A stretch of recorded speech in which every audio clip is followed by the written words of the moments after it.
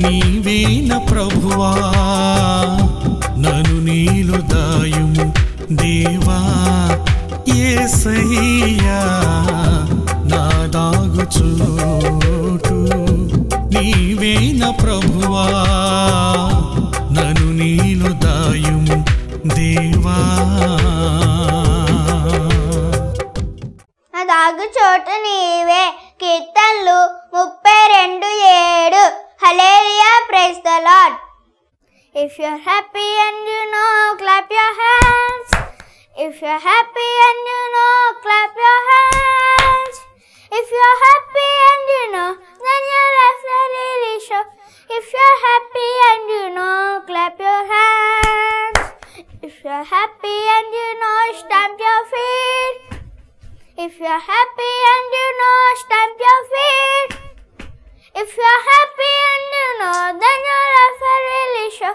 If you're happy and you know, stamp your feet. If you're happy and you know, say amen, amen. If you're happy and you know, say amen, amen. If you're happy and you know, then your life will really show. If you're happy and you know, say amen, amen. If you're happy and you know, do all together. Amen. If you're happy and you know, do all together. Amen. If you're happy and you know, then your life will really show. If you're happy and you know, do all together. Amen. నా దాగుచోటు నీవే ప్రేక్షకులకు Christmas శుభాకాంక్షలు. Wish you a happy Christmas and merry Christmas. నా దాగుచోటు నీవే TV ప్రేక్షకులందరికీ Christmas శుభాకాంక్షలు. Wish you happy Christmas. నా దాగుచోటు నీవే ప్రేక్షకులందరికీ క్రిస్మస్ శుభాకాంక్షలు తెలియజేస్తున్నాము. Wish you happy Christmas. Happy Christmas and merry Christmas. We wish you a Merry Christmas. We wish you a Merry Christmas. We wish you a Merry Christmas and a Happy New Year. ప్రభువునందు ప్రియమైన దేవుని బిడ్డలారా, నా దాగుచోటు నీవే అనే ఈ TV కార్యక్రమంనకు మిమ్మల్ని అందరినీ ప్రేమతో ఆహ్వానించుచున్నాము. ప్రభువైన యేసుక్రీస్తు నామంలో మీ అందరికీ వందనములు తెలియచేయుచున్నాను. ప్రియులారా, నా తరపున, నా కుటుంబం తరపున, నా సంఘం అంతటి తరపున మీ అందరికీ క్రిస్మస్ శుభాకాంక్షలు తెలియచేయుచున్నాను. రండి దేవుని వాక్యాన్ని ధ్యానించుకుందాము. ఈ దినము క్రీస్తును ఆరాధించుట అనే విషయాన్ని గురించి ధ్యానించుకుందాము. మనం ఇప్పుడు క్రిస్మస్ దినాల్లో ఉన్నాము కనుక ఈ క్రిస్మస్ అనే పదాన్ని ఎక్కువగా వాడుతూ ఉంటాము. మరి అసలు క్రిస్మస్ అన్న మాటకి అర్థం ఏంటి అని మనం చూసుకున్నట్లయితే, క్రిస్మస్ని క్రైస్ట్ ప్లస్ మాస్గా 2 పదాలుగా విభజించవచ్చు. Christ plus mass. క్రైస్ట్ అంటే క్రీస్తు, మాస్ అంటే ఆరాధించుట అని అర్థాన్ని ఇస్తుంది. కనుక క్రిస్మస్ యొక్క అర్థం ఏమిటంటే క్రీస్తుని ఆరాధించుట అని అర్థము. ఆరాధించుట అంటే మనం చేయవలసింది దేవుని స్తుతించడము, ఆయన మహిమపరచడము, ఆయన ప్రేమించడము, ఆయన గూర్చి ప్రకటించడము. గనుక ఈ క్రిస్మస్ దినాల్లో మనం ముఖ్యంగా చేయవలసింది ఏంటంటే ఎక్కువగా దేవుణ్ణి ఆరాధించినప్పుడే నిజమైన క్రిస్మస్ అని మనం గ్రహించుకోవాల్సిన వారమై ఉన్నాము. దేవుణ్ణి ఆరాధించకుండా మనం ఎన్ని చేసినా సరే దానివల్ల దేవుడు సంతోషించడని మనం గ్రహించుకోవాలి.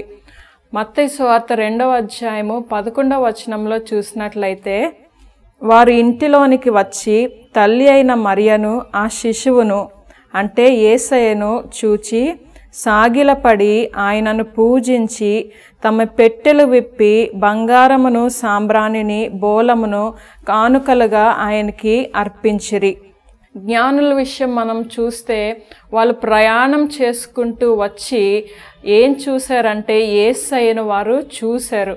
యేసయ్యను వారు చూశారు గనుక యేసయ్యను వారు పూజించి సాగిలపడి వారు తెచ్చిన కానుకలను యేసయ్యకు అర్పించినట్లుగా మనం చూస్తూ ఉన్నాము. గనుక మనం అర్థం చేసుకోవాల్సిన విషయం ఏంటంటే మనం దేవుణ్ణి ఆరాధించక ముందు ఆయన్ని మనం చూడగలిగిన వారమై ఉండాలి. మనం ఆయన్ని చూసి ఆయన్ని అనుభవించి ఆయన యొక్క మంచితనాన్ని గొప్పతనాన్ని మనం గ్రహించుకున్నప్పుడే మనం నిజంగా దేవుణ్ణి ఆరాధించగలిగిన వారముగా ఉంటాము. అలాగే గొర్రెల కాపరులకు కూడా పరలోకము నుండి దూత వచ్చి యేసు యొక్క పుట్టుకను తెలియచేస్తూ ఉన్నది. లూకాసు వార్త 2వ అధ్యాయము 15-16 వచనాలు చదివినట్లయితే, ఆ దూతలు తమ యొద్ద నుండి పరలోకమునకు వెళ్ళిన తరువాత ఆ గొర్రెల కాపరులు, జరిగిన ఈ కార్యమును ప్రభువు మనకు తెలియచేయించి ఉన్నాడు. మనము బెత్లెహేము వరకు వెళ్ళి చూతము రండని ఒకనితోనొకడు చెప్పుకొని త్వరగా వెళ్ళి మరియను యోసేపును తొట్టెలో పండుకొని ఉన్న శిశువును చూచిరి. ఇక్కడ కూడా మనం గొర్రెల కాపర్ల విషయం చూసినట్లయితే వారు కూడా వెళ్ళి యేసయ్యను చూశారని రాయబడి ఉన్నది.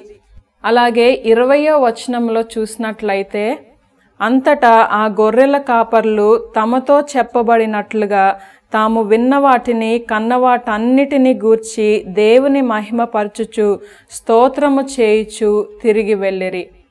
గనుక మనం గమనించినట్లయితే గొర్రెల కాపర్లు వచ్చారు, యేసయ్యను చూశారు గనక వారు విన్న వాటిని బట్టి, వారు చూసిన దానిని బట్టి వారు దేవుణ్ణి మహిమపరిచారని, దేవుణ్ణి ఆరాధించి గణపరిచారని మనం చూస్తూ ఉన్నాము.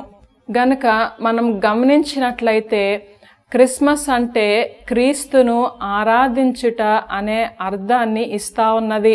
కానీ ఈ దినాల్లో మనం చూసినట్లయితే క్రీస్తును ఆరాధించడం మానేసి మిగతావన్నీ చేయడం మనం చూస్తూ ఉన్నాము. ఎవరి సంతోషము కొరకు వాళ్ళు మరి క్రొత్త బట్టలు కొనుక్కోవడమైనా, లేకపోతే పిండి వంటలు చేసుకోవడమైనా, లేకపోతే డ్యాన్సులు చేయడము, స్కిట్స్ చేయడము, ఇలాగ రకరకాలుగా ఎవరి సంతోషాన్ని వారు చూసుకుంటున్నారు. కానీ దేవుణ్ణి ఆరాధించవలసిన సమయం ఇది. క్రిస్మస్ అంటే యేసయ్య పుట్టిన దినము గనుక దేవుణ్ణి అధికముగా మనం ఆరాధించాలి అన్న విషయాన్ని చాలాసార్లు మర్చిపోతూ ఉంటాము. గనక ఈ క్రిస్మస్ దినాల్లో మనం జ్ఞాపకం చేసుకొని మనం ఎక్కువగా చేయవలసిన పని ఏంటంటే క్రీస్తును ఆరాధించడము. అలాగ మనం ఆరాధించినప్పుడే దేవుణ్ణి సంతోషపరచగలమని మనం గ్రహించుకోవాలి. గనుక దేవుణ్ణి మనము ఆరాధించాలి అంటే మొట్టమొదట మనం చేయవలసింది ఏంటంటే ఆయన్ని మనము చూడగలగాలి. జ్ఞానులు ఎలాగైతే వచ్చి యేసయ్యని చూసి ఆరాధించి ఆయనకి సాగిలపడి పూజించి కానుకలు అర్పించారో, గొర్రెల కాపర్లు ఎలాగైతే వచ్చి యేసయ్యను చూసి వారు ఆయన్ని మహిమపరిచారో, మనం కూడా దేవుణ్ణి ఆరాధించాలి అన్న ఆశ కలిగిన వారమై ఉంటే మొట్టమొదట మనము కూడా చేయవలసిన పని ఏంటంటే దేవుణ్ణి మనము చూడగలగాలి. దేవుణ్ణి చూడడము అంటే మనం డైరెక్ట్గా ఆయన ముఖాన్ని చూడలేకపోవచ్చు, కానీ మన ఈ బాహ్య కన్నులతో దేవుణ్ణి మనం చూడలేకపోవచ్చు, కానీ మన ఆత్మీయ నేత్రాల ద్వారా దేవుణ్ణి గ్రహించుకోవడమే దేవుణ్ణి చూడడము. దేవుడెవరు, ఆయన ఎలాంటి వాడు, ఆయన గుణగుణాలేంటి అన్నది మనం గ్రహించుకోవడమే దేవుణ్ణి చూడడము అని మనం గ్రహించుకోవాలి. కనుక దేవుణ్ణి ఆరాధించాలి అని ఆశపడే మన అందరము మొట్టమొదటిగా దేవుణ్ణి చూడాలి. అంటే దేవుణ్ణి మనము గ్రహించుకోవాలి. దేవుణ్ణి చూడాలి అంటే మనం ఆయనతో సంబంధం కలిగి ఉండాలి. ఆయన్ని రక్షకునిగా పుట్టారు కాబట్టి ఈ లోకంలో ఆయన రక్షకునిగా మనం అంగీకరించి ఆయనతో సంబంధం కలిగి ఆయనతో సహవాసం చేస్తూ ఉంటుండగా మనము ఆయన్ని చూడగలుగుతాము. అంటే ఆయన్ని మనం గ్రహించుకోగలుగుతాము. ఆయన ఎలాంటి దేవుడా అన్నది మనం తెలుసుకోగలుగుతాము. మనం ఎప్పుడైతే ఆయన్ని చూడగలుగుతామో, మనం ఎప్పుడైతే దేవుని గ్రహించుకోగలుగుతామో మనం ఆయన మీద ఆధారపడగలిగిన వారముగా ఉంటాము. ఎందుకంటే మరి ఈ విషయాన్ని మనం అర్థం చేసుకోవాలంటే ఈయన డాక్టరు అని మనము గ్రహించుకున్నప్పుడే మనము ఆయన మీద మన యొక్క ఆరోగ్యం కొరకు ఆధారపడగలిగిన వారమై ఉంటాము. మనం ఆయన డాక్టరు అని మనం తెలుసుకోలేకపోతే, డాక్టర్గా ఆయన్ని మనం చూడలేకపోతే, గ్రహించుకోలేకపోతే, మనకు ఎంత అస్వస్థత ఉన్నా మనం గ్రహించుకోలేకపోతున్నాము గనుక ఆయన దగ్గరికి మనం వెళ్ళలేము. గనుక మనం కూడా దేవునితో సహవాసం చేసే కొలది అసలు దేవుడు ఎవరు, ఆయన ఏం చేయగలరు, ఆయన ఎలాంటి దేవుడు అన్నది మనం గ్రహించుకున్నప్పుడే మనం మరి ఎక్కువగా దేవునిపై ఆధారపడగలిగిన వారముగా ఉంటాము. మనం ఎప్పుడైతే దేవుని మీద అలాగ ఆధారపడుతూ మనం జీవిస్తామో, అలాంటి తప్పుడు మన జీవితంలో ఎదురయ్యే ప్రతి పరిస్థితుల్లో కూడా దేవుడు మనకు కావలసిన ఆలోచన ఇచ్చి మన ప్రతి అవసరతలో కూడా ఆయన తీరుస్తూ, మరి ప్రతి సమస్యకు కావలసిన పరిష్కారం ఇస్తూ, అన్ని పరిస్థితుల్లో కూడా మనకి తోడుగా ఉండి మనల్ని చక్కగా నడిపించగలిగిన దేవుడై ఉన్నారు. మరి ఎప్పుడైతే దేవుని మీద ఇలాగ ఆధారపడతామో మనకు ఆయన కావలసిన ఆ గొప్ప ఆదరణను, ఆ ధైర్యమును, ఆ నిరీక్షణను, ఆ సంతోషమును మనకిచ్చి ఈ జీవితాన్ని చక్కగా ఆయన నడిపించగలుగుతారు.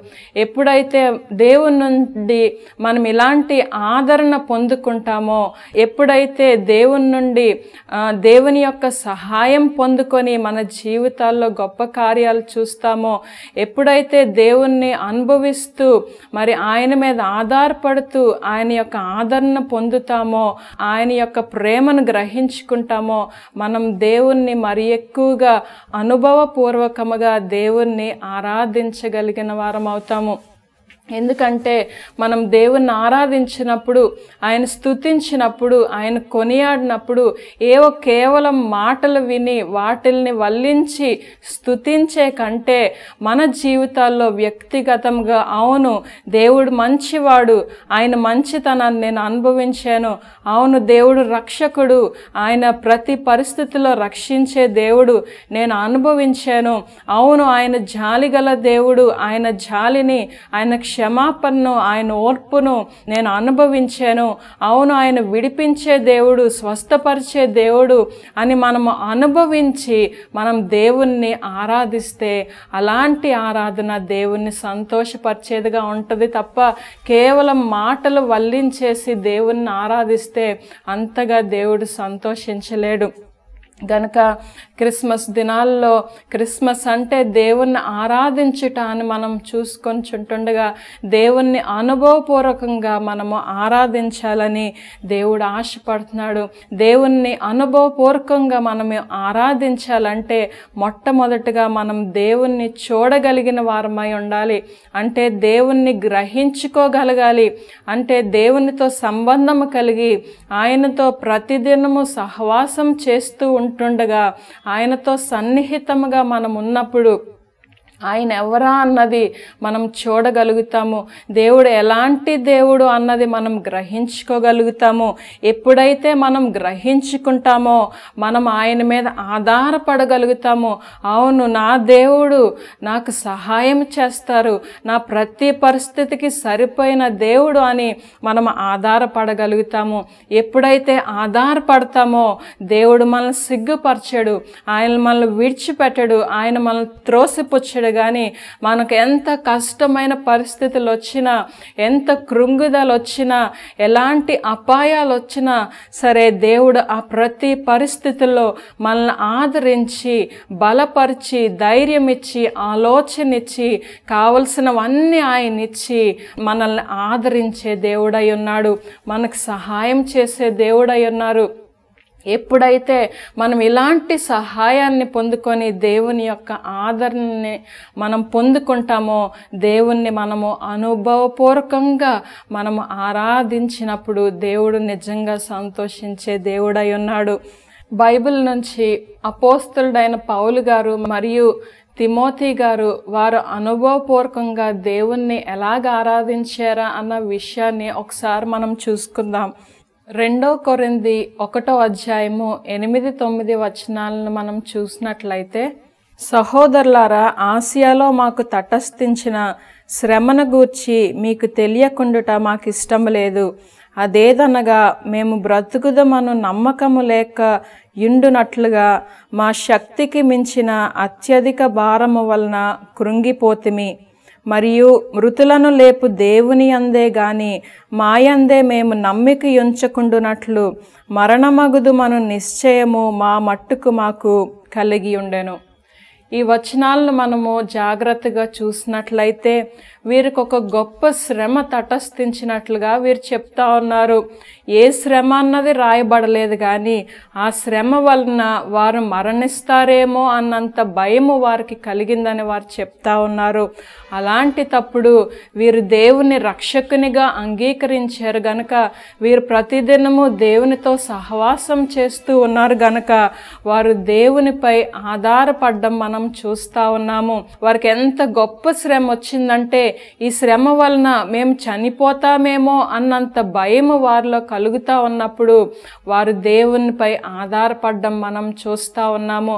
మా దేవుడు సమర్థుడు, ఆయన మృతులను సహితము లేపగలిగిన గొప్ప దేవుడని వారు దేవునిపై ఆధారపడ్డం మనం చూస్తా ఉన్నాము.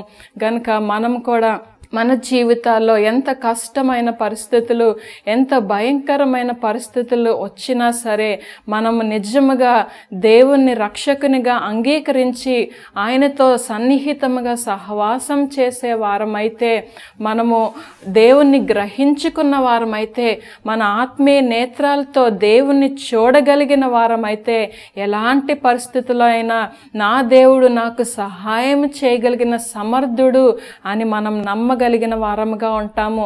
మనము ఆధారపడగలిగిన వారముగా ఉంటాము. గనుక వీరు కూడా అలాగే ఆధారపడినట్లుగా మనం చూస్తా ఉన్నాము. వీరు దేవునిపై ఆధారపడ్డారు గనుక దేవుడు వారిని ఎట్టి రీతిగా ఆదరించి బలపరిచి ధైర్యపరిచారా అన్నది 4వ వచనంలో మనం చూడగలము.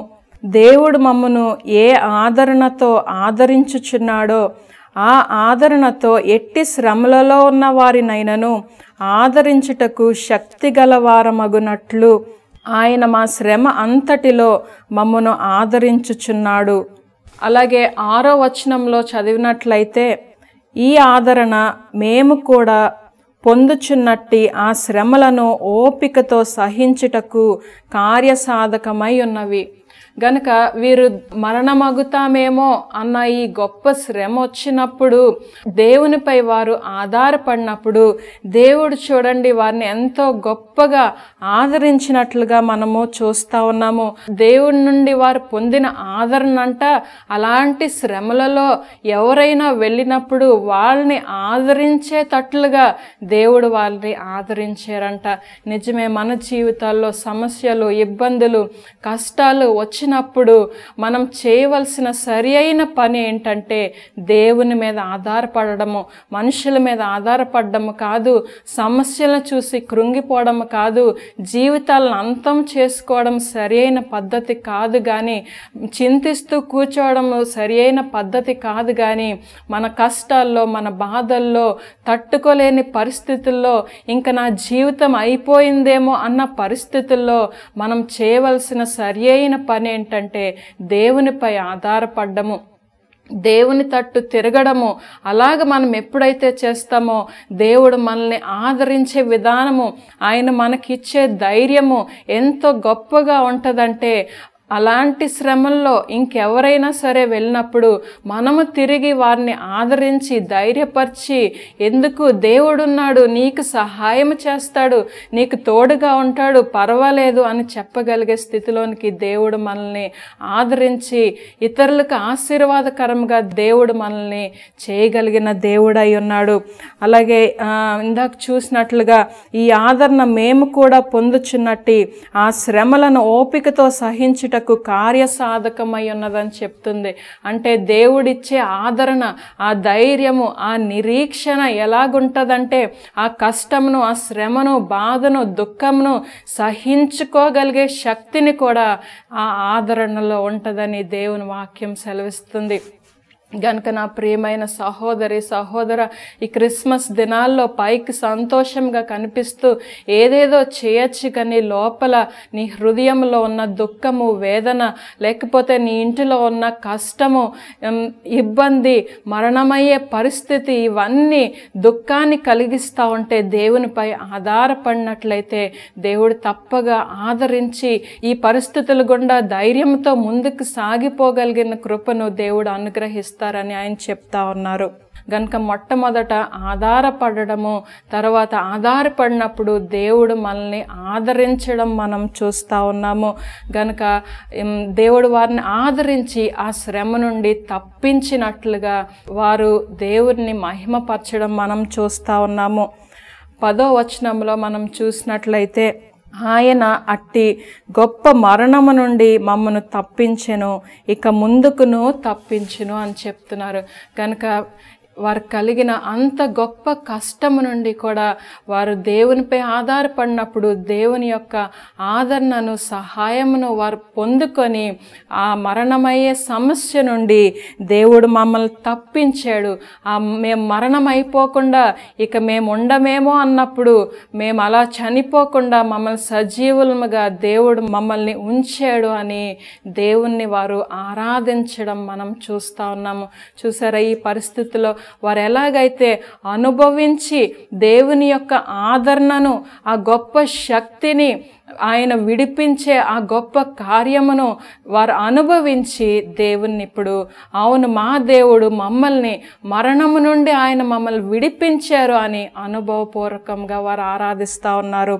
అలాగే 3వ వచనంలో చూసినట్లయితే కనికరము చూపు తండ్రి, సమస్తమైన ఆదరణను అనుగ్రహించు దేవుడు, మన ప్రభువైన యేసుక్రీస్తు తండ్రియునైన దేవుడు స్తుతించబడునుగాక అని చెప్తున్నారు. ఇక్కడ ఏమంటున్నారంటే సమస్తమైన ఆదరణను అనుగ్రహించు తండ్రి అని వారు ఎలా చెప్పగలుగుతున్నారంటే ఆ ఆదరణను వారు అనుభవించారు గనుక వారు ఎన్ని కష్టమైన పరిస్థితులు గుండా వారు వెళ్ళినా సరే ఆ దేవుడిచ్చే ఆ గొప్ప ఆదరణ, ఆయన మీద ఆధారపడిన వారికి ఆయన ఇచ్చే ఆదరణ, ఆ ఆదరణలో ధైర్యం ఉంటుంది, ఆ ఆదరణలో నిరీక్షణ ఉంటుంది, ఆ ఆదరణలో తోడు ఉంటుంది, ఆ ఆదరణలో సమృద్ధి ఉంటుంది, కావలసిన ప్రతిదీ ఉంటుంది. గనుక ఆ ఆదరణ వారు పొందుకొని ఏమంటున్నారంటే సమస్తమైన ఆదరణను అనుగ్రహించు దేవుడు అని దేవుణ్ణి అనుభవపూర్వకంగా వారు ఆరాధించడం మనం చూస్తూ ఉన్నాము. గనుక ఈ క్రిస్మస్ దినాల్లో కూడా మనం అందరం కూడా చేయవలసింది ఏంటంటే క్రిస్మస్ అంటే క్రీస్తును ఆరాధించుట. గనుక మరి ఎక్కువగా మనము ఏవి చేసినా చేయకపోయినా దేవుడేం బాధపడరు, కానీ అన్నీ చేసి దేవుణ్ణి ఆరాధించకపోతే అది ఆయన్ని ఎంతో దుఃఖపరిచేదిగా ఉంటుంది. గనుక దేవుడు మన జీవితాల్లో చేసిన మేలును బట్టి, ఆయన మనల్ని రక్షించిన దాన్ని బట్టి, ఆయన మన జీవితాల్లో చేసిన ఆశ్చర్య కార్యాలను బట్టి, వీటన్నిటిని మనం ఏవైతే అనుభవించామో వాటన్నిటిని బట్టి దేవుణ్ణి అనుభవపూర్వకంగా మనం ఆరాధించాలని దేవుడు ఆశపడతా ఉన్నాడు. ఒకవేళ ఇంకా ఏదైనా సమస్యలో, ఏదైనా ఇబ్బందిలో, కష్టంలో నీవు ఉన్నట్లయితే దేవుని తట్టు తిరిగితే, ఆయన రక్షకునిగా నీవు అంగీకరిస్తే, ఆయనతో సహవాసము చేస్తే ఆయనను నీవు గ్రహించుకోగలుగుతావు. నీవు తప్పకుండా దేవుణ్ణి అనుభవపూర్వకంగా ఆరాధించాలని దేవుడు ఆశపడతా ఉన్నాడు. గనుక దేవుడు రక్షకునిగా ఈ లోకానికి వచ్చారు.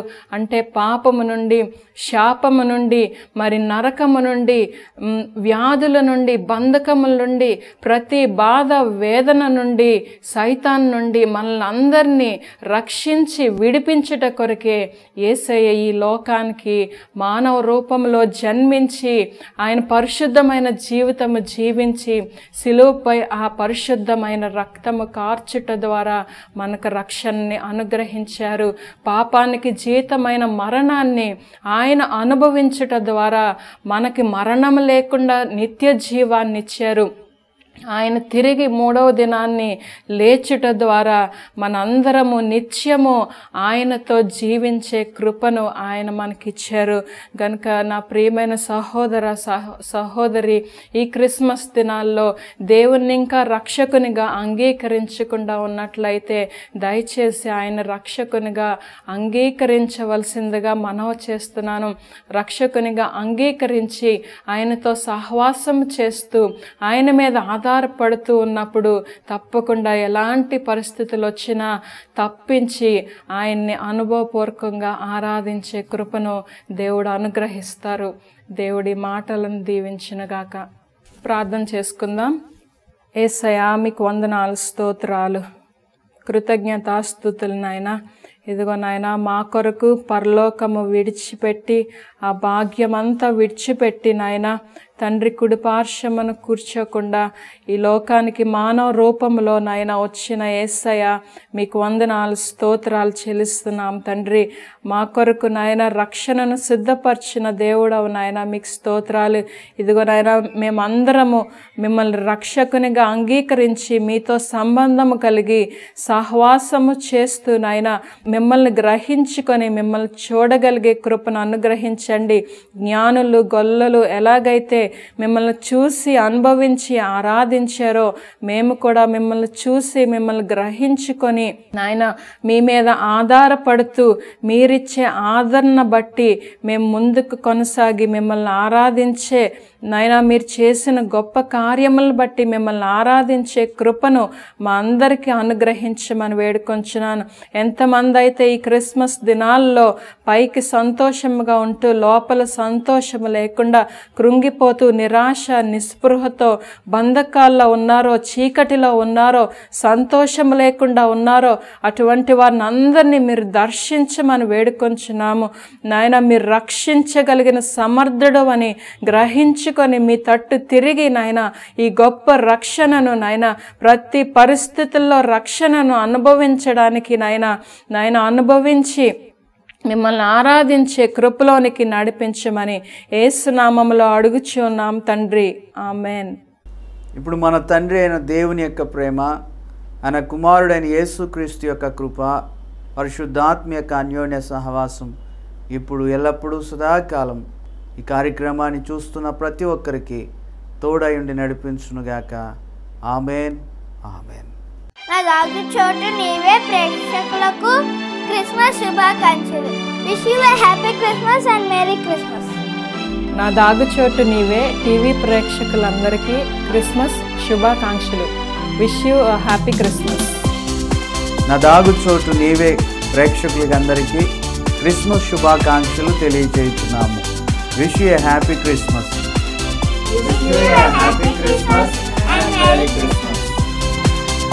We wish you